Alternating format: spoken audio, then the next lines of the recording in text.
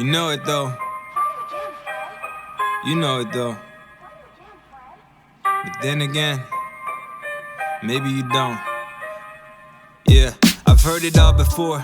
That your mission has a cause I cannot ignore, but I can't abide the people looting, robbing stores. When there's violence on the rise, I promise I abhor it. I'm glad the law's enforced. Well, you're not informed.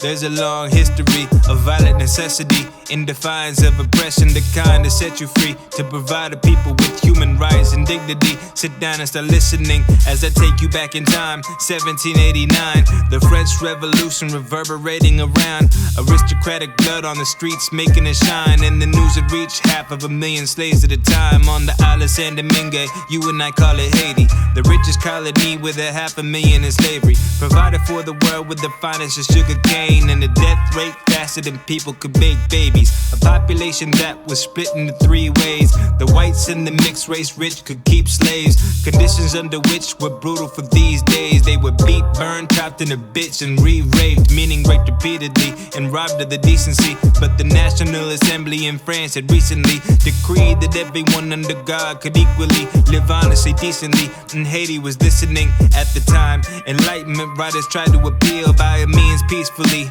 writing illegally, implying that people had them a right to being free, that iron was evilly depriving the people under the guise of Christianity. Lies traded for savagery, wives taking as property, child breaking normalities, people kept in chains, deprived basic humanities. Population suffered with lives facing depravity.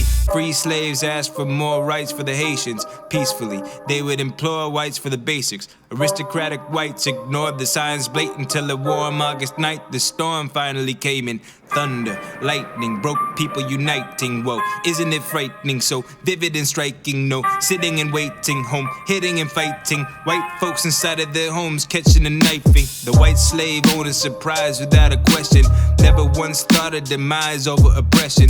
Never once considered the lies of the oppressed would rise up in rebellion. Oh my, they learned a lesson. Rebellion broke out, the streets ran red. The freedom fighters shout, burn houses, cut heads. The people who had thought they had owned them left dead. Cause when you're on an island, where could any have fled? And so they found freedom, real freedom.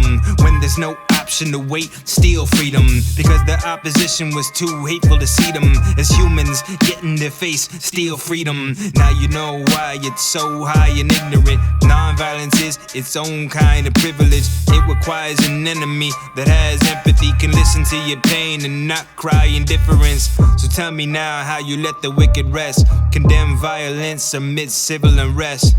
You might have heard of a preacher who said it best: to riot is the language of the oppressed. King. You know it though. You know it though.